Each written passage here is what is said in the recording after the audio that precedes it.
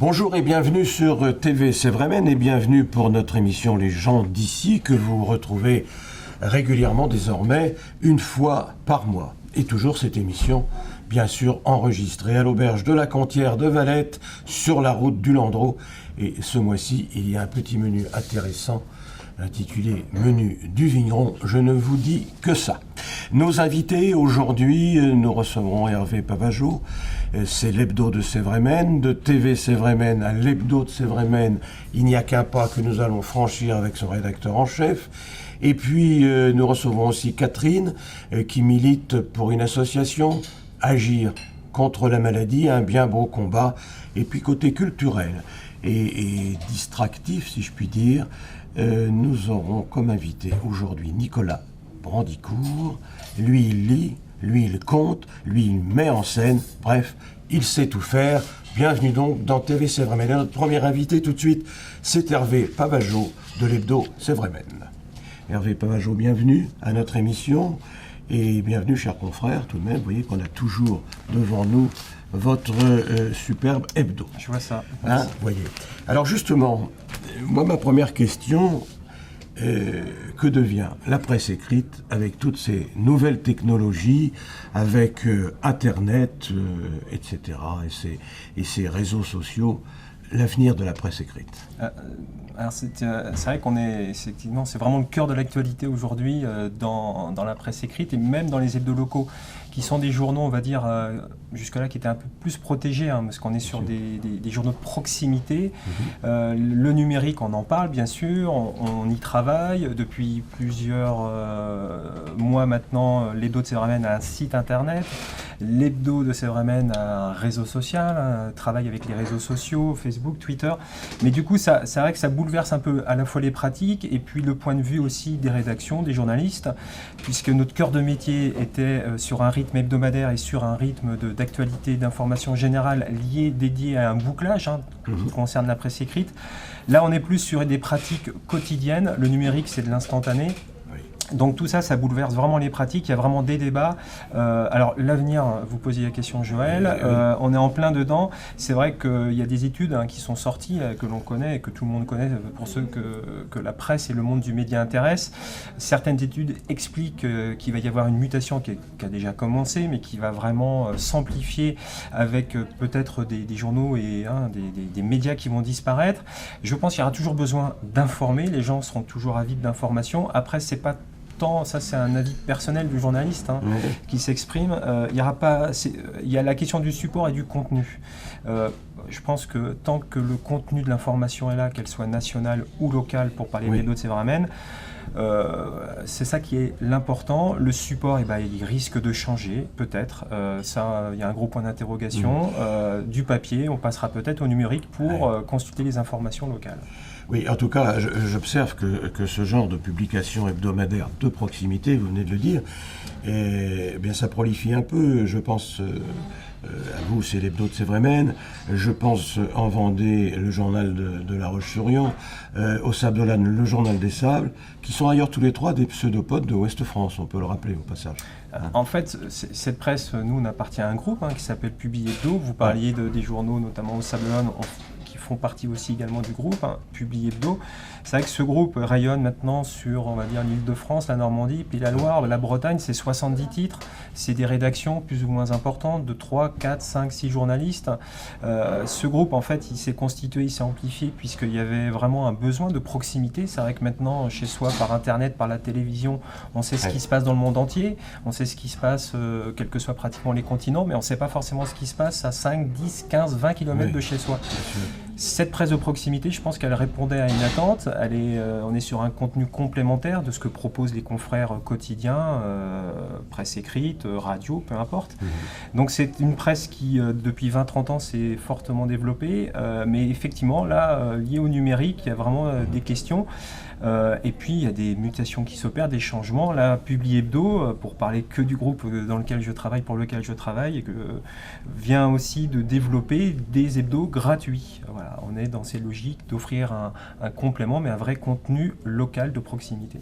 Alors, je vais vous taquiner un petit peu, ne m'en veuillez pas, mais dans ce genre d'hebdomadaire, de proximité, fort utile, je veux dire, c'est pas tous les jours qu'il y a une affaire d'homicide au village. Est-ce que vous ne croyez pas que ça peut désintéresser des gens ou ne pas les intéresser parce que les 50 ans de mariage du couple Bitru, c'est sûrement très intéressant, mais est-ce que ça attire beaucoup de lecteurs, ça, voilà. Comme toute offre, il faut qu'elle soit complémentaire. Nous, notre cœur de métier, encore une fois, c'est l'info de proximité. Dans les hebdos locaux, on a fait un choix. Il n'y a pas d'info nationale, il n'y a pas d'info régionale, Ni internationale. Ni internationale, c'est un vrai choix. Nous, encore une fois, on apporte un complément d'info. Notre cœur de métier, c'est l'info de proximité. Dans l'info de proximité, effectivement, il y a les 50 ans de mariage. Il y a le gendarme qui s'en va à Saint-Tropez. Voilà, on entend de temps en temps, oui, la presse de oui. proximité, la rubrique des chiens écrasés. Mais moi, c'est ce que je dis, ça fait partie de la vie. Voilà. Après, nous, on essaie d'apporter un contenu un peu plus professionnel, dans le sens où les hebdos se sont aussi construits en professionnalisant les équipes. Souvent, l'histoire de ces hebdos locaux était, il n'y a pas de côté péjoratif quand je dis ça, mais c'était souvent des feuilles de chou. On appelait ça la feuille de chou locale, voilà, qui appartenait. Le bulletin paroissial. Le bulletin paroissial. Là, les hebdos se sont structurés, professionnalisés. Donc, nous, on apporte, je pense qu'on fait un travail, on propose des dossiers, on essaie de fouiller un peu nos informations, on vérifie, on fait un vrai contenu, effectivement, d'info locale. Après, pour parler de l'hebdo, c'est un journal qui a 14 ans maintenant, qui a vu sa diffusion progresser. Dans le contexte actuel, voilà, c'est plutôt encourageant. Bien. Et puis vous avez un fort réseau de correspondants un petit peu partout dans chaque commune. C'est peut-être aussi ce qui fait la qualité des informations. Bien sûr. La quantité aussi. Un journal local, c'est une rédaction, mais c'est un travail d'équipe. Et derrière la rédaction, c'est toute une équipe qui collabore à amener du contenu et donc un travail qui se fait avec les correspondants de presse. Aujourd'hui, à l'hebdo, il y a une vingtaine de collaborateurs qui sont sur les communes de notre territoire et qui alimentent le contenu du journal. Bien. Comment va Monsieur Paulutin-Degré à Rennes, là-bas ? Ça fait un petit moment que je ne l'ai pas rencontré. Bon, d'accord. Je rappelle que Ouest France, quand même, hormis les hebdos de proximité, tire à 800 000 exemplaires tous les jours, qui est quand même un grand succès, sinon de librairie, du moins de presse. C'est encore un journal qui résiste, je veux dire. Bien sûr. Alors, vous parlez de Ouest France, Joël, mais nous, on est donc l'hebdo de Sévramen.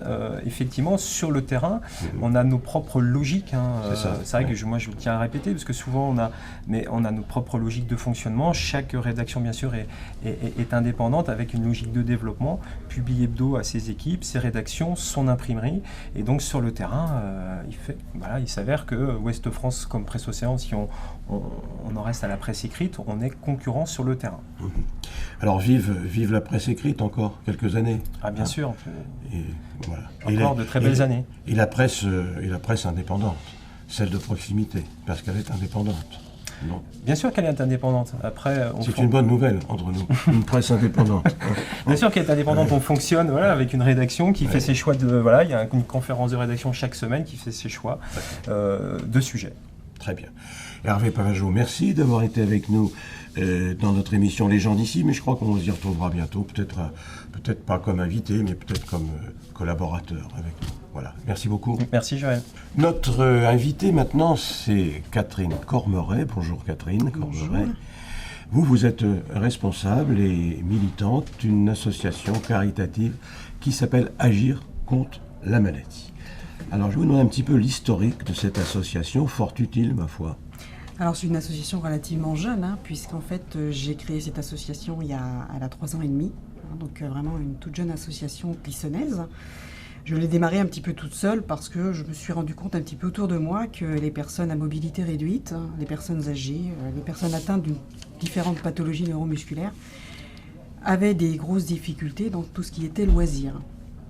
Donc il m'est venu l'idée de chercher un petit peu pourquoi est-ce qu'ils n'accédaient pas au loisir. Le handicap sport, on le connaît, qui n'est pas adapté à tout le monde, faut être jeune. Mais le loisir, le plus simple du terme, c'est la famille, pouvoir profiter de son jardin, pouvoir profiter des balades, pouvoir profiter de vélo, de vraiment avoir tous ces moments que nous on a et qui eux sont malheureusement bridés, faute de matériel. Alors, cette association est née dans quelle commune et à quelle date et Alors- est-ce qu'elle rassemble beaucoup d'adhérents? Alors, l'association est née en avril 2010. 3 ans, donc. Donc, elle a 3 ans. Ouais. Sur Clisson, pur. Clisson. C'est un petit peu étalé aujourd'hui sur le vignoble. On va jusqu'à Vertou. On veut vraiment rester sur le vignoble. Au niveau adhérents, il n'y a pas d'adhérents chez nous. On est un bureau. On est 6 personnes, 6 femmes. Et autour de nous, on a une centaine de bénévoles qui nous aident.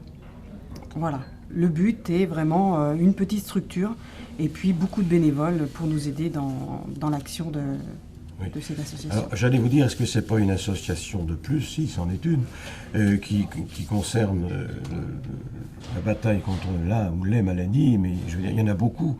Est-ce que ça ne doit pas être très facile de s'imposer dans ce paysage-là? Tout à fait, on voit beaucoup d'associations qui militent pour telle ou telle maladie.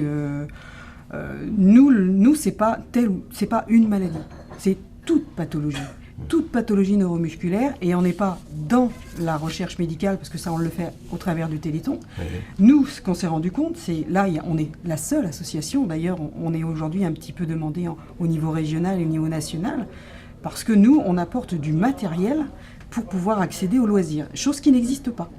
Aujourd'hui, vous achetez votre vélo, mais un vélo, pour quelqu'un paraplégique, c'est quand même minimum 3 000 €, et quand on est à 3 000 €, on n'est pas sur un bon vélo. D'accord. Alors, vous me parlez de ça, justement. Là, j'ai votre petite plaquette sous les yeux. Agir contre la maladie. On a du bike, on a du handbike, on a un fauteuil, etc. Mais on a l'impression que vous avez constitué une société qui vend des cycles et des vélos, non? Alors, on ne les vend pas. Nous, on ne les vend pas, on les achète. Vous les achetez, voilà, ça. Donc, effectivement, cette petite plaquette retrace un petit peu les différents matériels qu'on a chez nous. Alors, on ne les vend pas. On n'est pas là pour les vendre. On est là pour les prêter. Pour les prêter, d'accord. Alors, c'est vrai qu'on demande une participation financière qui est vraiment très symbolique puisqu'elle est entre 10 et 15 €. Donc, vraiment dérisoire. C'est simplement permettre d'avoir du matériel qui soit toujours entretenu. Il faut savoir que ce matériel, si on l'a acheté, c'est que justement ces gens qui sont atteints de ces pathologies ne peuvent pas accéder à ce matériel. Un vélo, le vélo qu'on a, multi-handicap, c'est 8 000 €. Pourquoi on a opté pour du matériel relativement sophistiqué? Parce qu'il est confortable. Il ne faut pas oublier, aujourd'hui, on vend du matériel à 3 000 €, comme je vous ai dit tout à l'heure. Mais les gens, ils font trois fois le vélo, et après le vélo, il reste dans le garage. C'est quand même un peu dommage. Donc nous, on a pris du matériel très sophistiqué, très cher, mais au moins, ils ont un confort. Et les personnes qui ont essayé d'ailleurs cet été nous ont dit, c'est quand même autre chose. Alors, il y a quelque chose d'intéressant dans votre association, c'est que je crois que vous avez un contrat ou un accord avec les offices de tourisme. Alors, dans quel but et comment ça s'articule, cette chose-là? J'ai contacté les offices de tourisme, l'office de tourisme de Clisson, j'ai vu Madame Cyr début juillet, parce que quand on parle du loisir, l'office du tourisme, ça veut dire que dans notre région, il y a des gens qui ont envie aussi de découvrir notre vignoble. Qui dit vignoble, vous avez vu un petit peu comment est Clisson. Les chemins ne sont pas forcément facilement accessibles. Donc nous, on a cette fameuse 3e roue qu'on a fait découvrir à plusieurs paraplégiques qui leur permet d'aller dans les rues pavées, parce qu'on ne s'imagine pas, mais aujourd'hui on fait beaucoup de rues pavées, rues piétonnes. Pour des fauteuils roulants, c'est très difficile. Donc nous, on a cette 3e roue qu'on prête et ça leur permet de visiter notre vignoble. Donc c'est pour ça que j'ai été voir les offices de tourisme en disant voilà, l'association Agir contre la maladie a du matériel qui peut permettre à des gens qui viennent sur notre secteur de visiter nos communes dans de bonnes conditions. Merci beaucoup. On peut peut-être rappeler une adresse de l'association et un téléphone? Alors, une adresse www.agircontrelamaladie.fr, c'est notre site. Vous pouvez nous avoir ici, laisser un message, faire des demandes. Il y a toujours quelqu'un qui vous répondra. Il n'y a pas de souci. J'en profite pour dire une petite information parce qu'on fait beaucoup d'actions. On nous arrive mi-octobre. Le Téléthon approche parce que c'est vrai qu'Agir contre la maladie fait beaucoup d'actions pour l'achat de matériel, mais on n'oublie pas la recherche qui est aussi très très importante. Le Téléthon arrive le 7 décembre. Agir contre la maladie a monté le Téléthon, ça va être la 4e année. Un très très beau Téléthon avec 140 voire 150 bénévoles, une quinzaine d'associations. Donc j'invite tout le monde à nous rejoindre le 7 parce que c'est aujourd'hui, c'est la fête des malades. C'est pas forcément la fête du Téléthon, c'est la fête de tous les malades. Et je dis valides et non valides, rassemblons nos forces ce jour-là. C'est bien. À Clisson. C'est noté, Catherine Cormeret. Merci beaucoup d'être venue parmi nous. Merci à vous. Et notre invité maintenant, c'est un peu la culture, c'est un peu les loisirs, c'est surtout et c'est beaucoup Nicolas Brandicourt. Merci d'être parmi nous, Nicolas Brandicourt. Merci, Joël. Vous avez, vous, une spécialité, si j'ose dire. Oui. Vous êtes un lecteur et un conteur, mais aussi un metteur en scène, comme nous le savons, car vous mettez en scène des jolis poèmes. Vous nous racontez ça. Oui. Bien, c'est le tout dernier spectacle de la compagnie qui s'appelle Jour de lessive.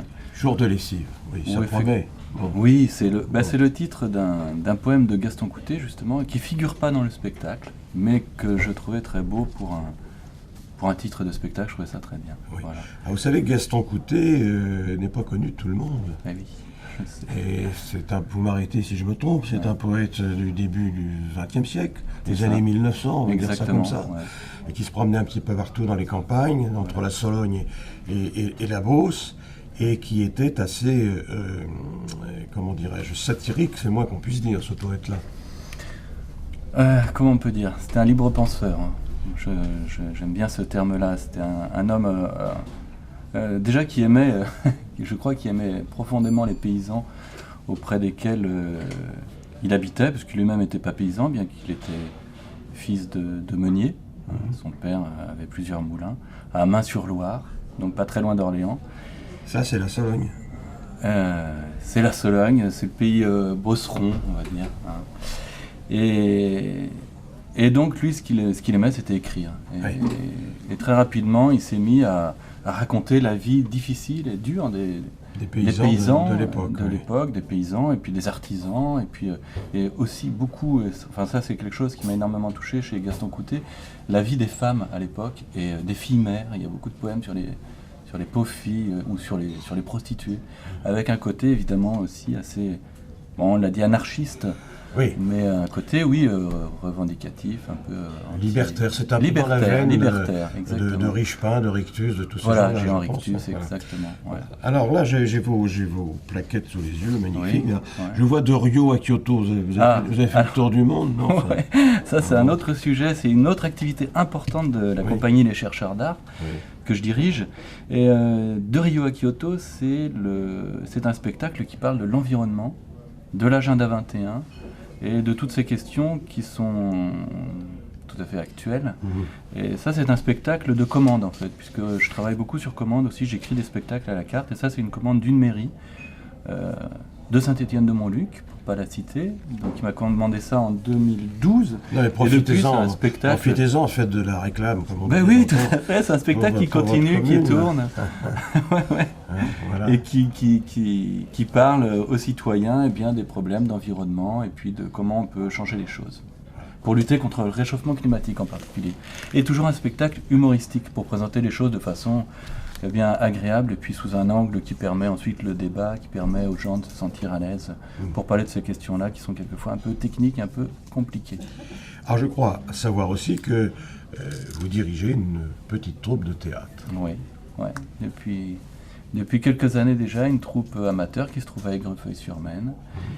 Et Aigrefeuille, on prend, c'est plus près de chez nous que Saint-Étienne. Ah oui, voilà, je rayonne un peu quand même, je reste pas que... Bien qu'on essaye de rester dans le coin, on ne joue pas sur toute la France, il y a aussi un choix de la compagnie de rester un théâtre de proximité. Voilà. Et donc cette troupe se lance cette année justement dans un festival de théâtre amateur à la Tranche-sur-Mer. C'est en Vendée ? En Vendée, voilà, pour le festival des Tréteaux d'automne. Et donc va jouer à cette occasion un spectacle que j'ai écrit pour eux, parce que j'écris un petit peu là aussi sur commande, sur mesure pour les comédiens. Auteur, metteur en scène, interprète. Oui, je suis avant tout comédien, plus comédien que conteur. Hein, et comédien. Parce que la limite entre... On fait du conte aussi avec Mademoiselle Raconte. Alors Mademoiselle Raconte, c'est encore un autre spectacle. Un autre spectacle. Qui là est joué par Géraldine Menuet, qui elle est comédienne et conteuse, et qui elle a choisi de conter en priorité pour les enfants. et qui joue beaucoup en bibliothèque, en médiathèque, et également pour les maisons de quartier, pour les... Très bien. Voilà. Alors la prochaine fois où l'on va vous voir sur scène, c'est donc à la Tranche-sur-Mer. Alors oui. Hein, ça c'est pour le 4 novembre. Je crois même que vous démarrez le festival de théâtre avec la lecture des poèmes de Gaston Coutet que nous évoquions à l'instant. Et puis votre troupe après qui jouera, ça fait... Voilà. Donc ça fait beaucoup d'activités pour les jours à venir. Oui. Et un extrait peut-être, on pourrait entendre un extrait d'un des poèmes de Gaston Coutet. Je pensais à une histoire de mariage là. Oui, c'est pas mal le ça. foin qui presse. Le poing qui presse. Le foin qui presse, ouais. Le foin qui presse. Et, qui et les noces également. Les noces. Alors ça s'appelle les noces ou le foin qui presse. Ça s'appelle les noces ou le foin qui presse. Merci Nicolas Brandicourt. Voilà. Et puis nous allons écouter justement les noces de Monsieur Gaston Coutet. Ah, pour une belle noce. Mais c'est fini la noce. Au revoir à vous tous. Il fait presque jour. Pitance s'est relevé sur le fumier de la cour et les parents de Beauce remontent dans leur carrosse.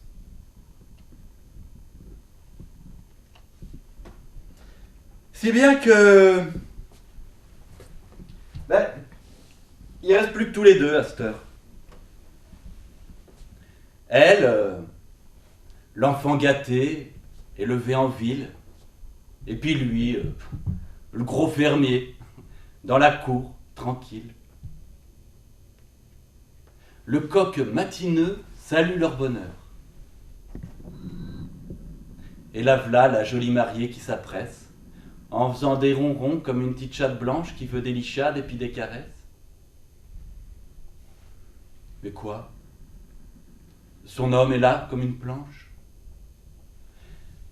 Piqué vis-à-vis le pignon de la grange, il a reluqué le ciel d'un air si étrange. Est-ce qu'ils chercheraient à lire dans les nuages la bonne aventure de leur jeune ménage?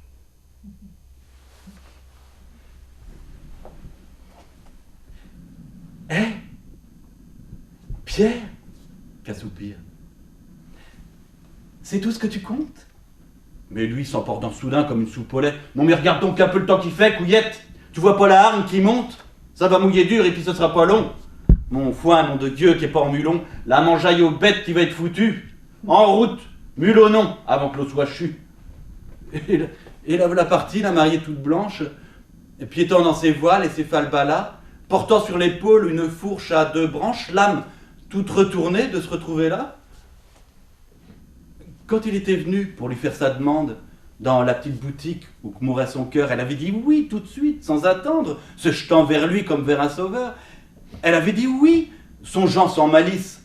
Elle, dont le corps brûlait à l'air des beaux jours, c'en était parfois comme un vrai supplice. Quand on a un homme, on a de l'amour. Et la voilà, fourchant le trèfle incarnat sous le désir féroce et l'aube mauvaise. Aujourd'hui, ce moment même qu'elle devrait être tranquille, comme au paradis, dans le fin fond des draps.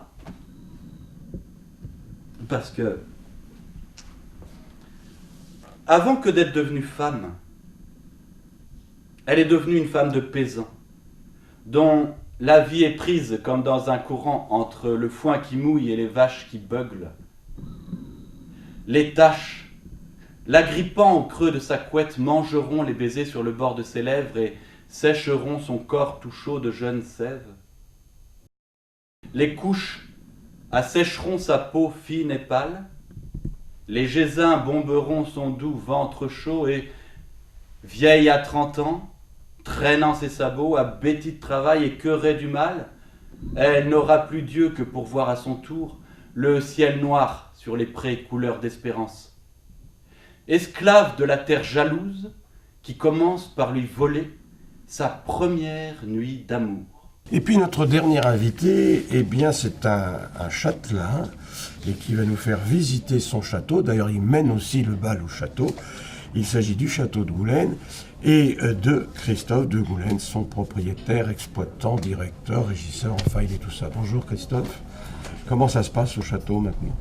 Ça se passe bien parce que on continue en fait une longue aventure qui dure depuis 1000 ans Une ouverture au public depuis maintenant plus d'une trentaine d'années. Cette année, on a fêté le centenaire du classement du château en monument historique. C'était en août 1913, donc 100 ans tout juste. 1913, oui. Et voilà, on continue dans le sillon qui a été creusé par mon père depuis 1957, avec énormément d'activités. Voilà, Robert de Goulaine, que nous avons tous bien connu ici, bien sûr. Et c'est là qu'était née cette magnifique collection autour des papillons. Ça continue, ça? Alors les papillons continuent toujours jusqu'au 15 novembre cette année, puisque l'hiver, il n'y a plus de papillons. Pas beaucoup, en tout cas. Pas ici. Voilà, ils hibernent. Et c'est après, c'est au printemps que les papillons reviennent. Mais le château ne ferme pas pendant l'hiver. Voilà. Parce qu'on y trouve d'autres activités. D'autres activités culturelles, je pense au théâtre, et je pense à la musique aussi. Oui, théâtre et musique, donc avec l'association des Amis de Goulaine qui dynamise tout l'aspect culturel autour du château. Donc c'est du théâtre, c'est de la musique, et ce sont des styles aussi très variés. Par exemple? Alors par exemple, on a pu voir des pièces de théâtre de la compagnie Théâtre en Liberté, notamment 12 hommes en colère, -2. Donc je sais qu'ils reviennent l'année prochaine avec une nouvelle pièce. C'est également, il y a 8 jours, du gospel qui a été chanté. On a une chorale tchèque le 30 octobre qui vient. Voilà, on est ouvert vraiment à ce que chacun puisse exprimer son talent dans ce château Renaissance. Alors, ce qui était peut-être intéressant de souligner, c'est que toutes ces belles pierres, ces beaux monuments, maintenant, sont de plus en plus ouverts au public et à tout le monde. Alors qu'avant, c'était un petit peu, comment dire, des demeures un peu fermées, un peu discrètes. C'est une bonne nouvelle plutôt pour vous, ça? Oui, c'est une bonne nouvelle. Et puis, c'est la vocation du lieu. Je pense qu'un château et le patrimoine, c'est toujours très triste quand on arrive, que les grilles sont fermées. Oui. Je pense que le public a envie de découvrir. Et quand on peut ouvrir, c'est ce que je dis toujours, ici, les clés nous servent à ouvrir les portes, pas tellement à les fermer. Voilà. Tant mieux. Et je crois aussi que ce château est très attaché à un matériau du coin qu'on appelle la vigne et le raisin. Parce que il y a même, est-ce qu'il y a toujours, mais il me semble que oui, un cru de muscadet de Goulaine. Alors il y a toujours les vignes du château, les Goulaines font toujours du vin. Il y a également un cru communal qui s'appelle Goulaine. Alors on est ravis parce que ça met en valeur Bien ce sûr. nom, qui appartient en fait à tout le monde ici, puisqu'il y a la rivière la Goulaine, il y a le cru communal Goulaine, mais il y a la porte de Goulaine sur le périphérique. Tout est un peu estampillé. Qui est souvent encombrée, entre parenthèses, la porte en question. Oui, c'est vrai. c'est pas Elle est à côté de la porte du vignoble. La porte de l'enfer, presque. À certaines heures, oui. Oui. Prochain spectacle, prochaine animation. Alors, prochaine animation, donc c'est le 30 octobre, c'est cette chorale tchèque qui vient au château. Et puis bon, il y a toujours ce qui est aussi le présent toute l'année au château, c'est-à-dire la visite en elle-même du château, des salons, et puis le musée officiel LU qui est là depuis 15 ans. Et j'espère que ce musée va rester. Les biscuits, hein, précisons, les biscuits. Les biscuits, oui. Le fèvre utile. Le fèvre utile. Le fèvre utile qui est toujours présente au château de Goulaine. Bien, merci de votre visite, Christophe de Goulaine. Et puis, rendez-vous au château, c'est le cas de le dire, pour le prochain spectacle, le 30 octobre. C'est bien ça. Merci. Merci beaucoup.